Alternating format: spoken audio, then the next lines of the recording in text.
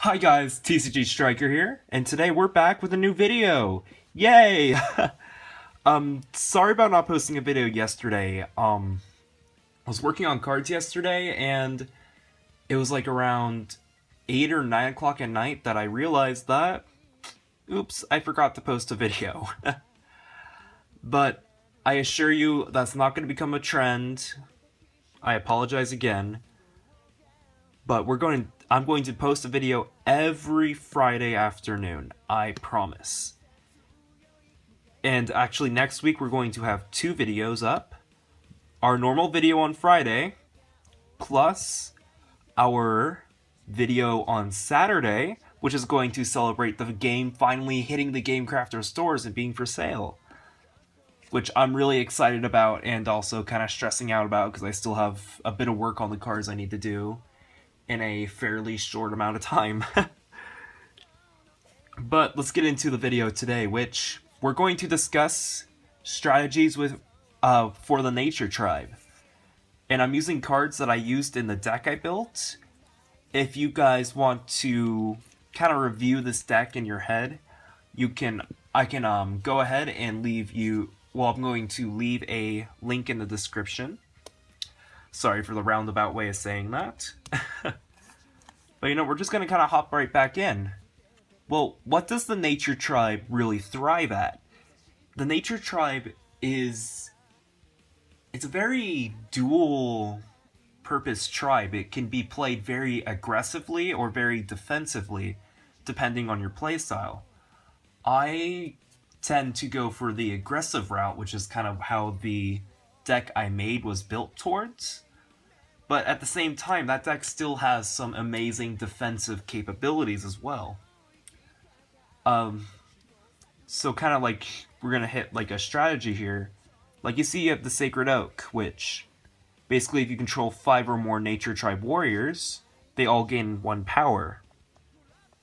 Well, that's great, but getting 5 warriors out is actually rather hard to do. And you're trying to say like, well, what's some easy ways of doing this?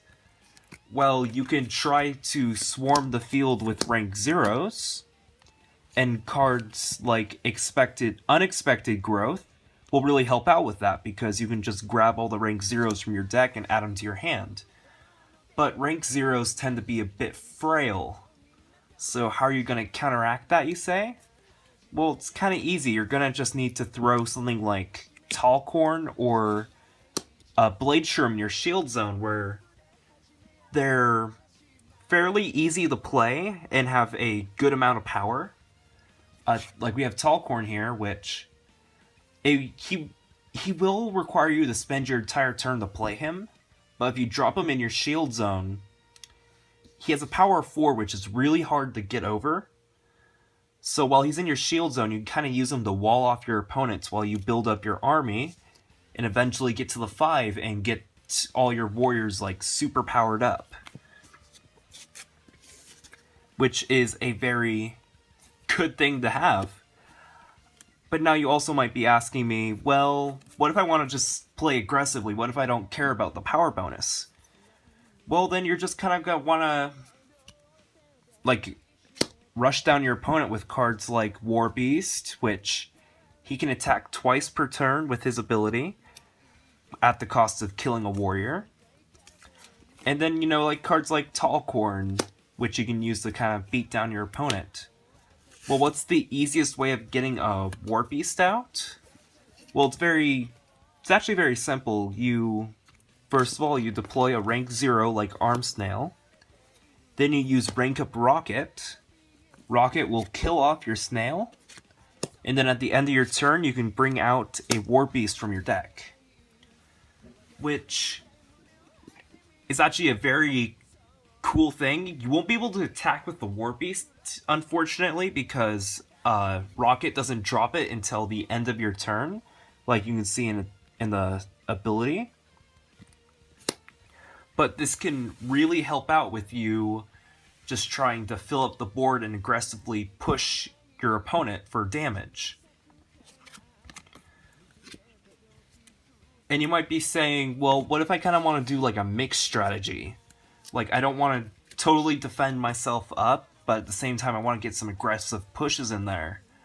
Well, you can use cards like Storm Mike, which, if you guys don't know, when Storm Mike comes out, as long as there's cards in his soul, you can also bring out 2 side drops.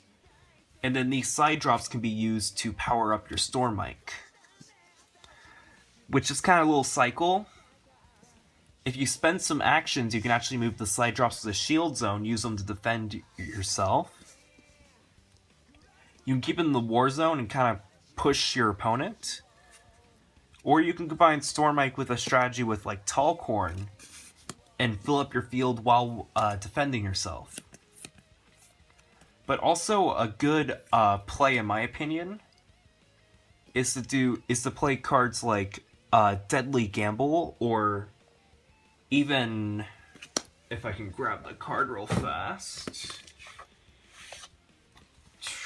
Sorry, I should have had this pre-prepared.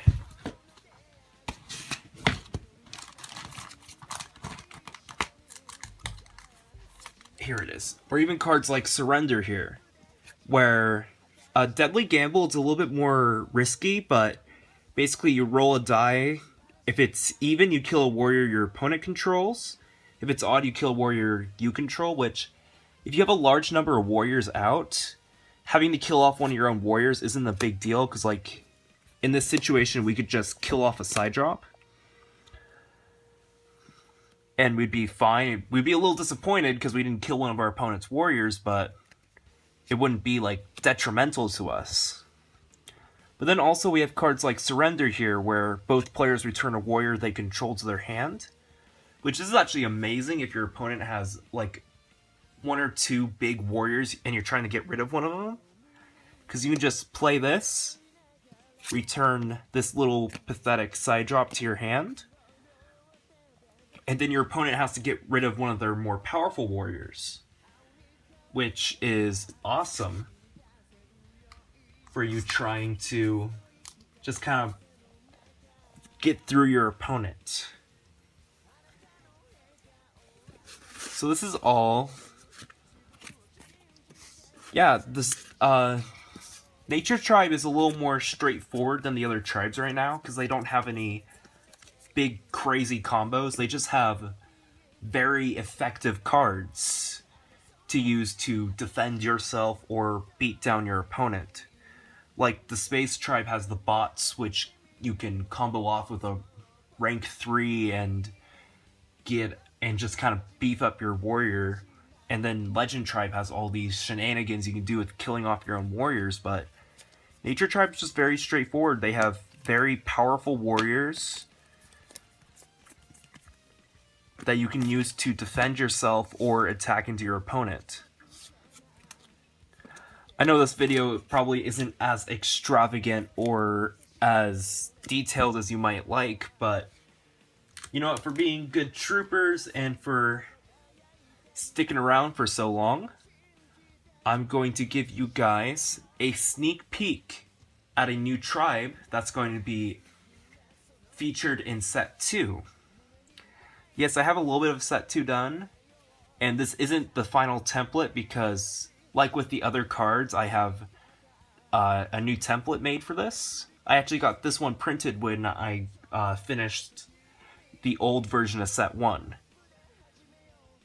And I've kind of been like holding this information for the longest time, and I just kind of want to show you guys. So are you guys ready? Are you guys really ready for this? Ta-da!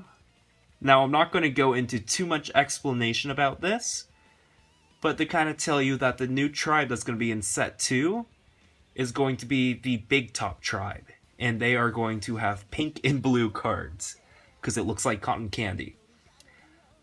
Now, I'm not ready to reveal to you guys what this tribe is all about, but if you guys are excited about this, or excited about the game finally hitting the store, then you know what, go ahead and leave a like and a comment. If you have any questions, feel free to throw me down a comment, and like always, if you want to see more of my game, then go ahead and hit subscribe. I post every week. And just kind of stay tuned for the game to be in the store. Sorry if I'm like a little scatterbrained today. I've been up for a long time. But I hope I've taken up too much of your guys' time. You guys have a fantastic day.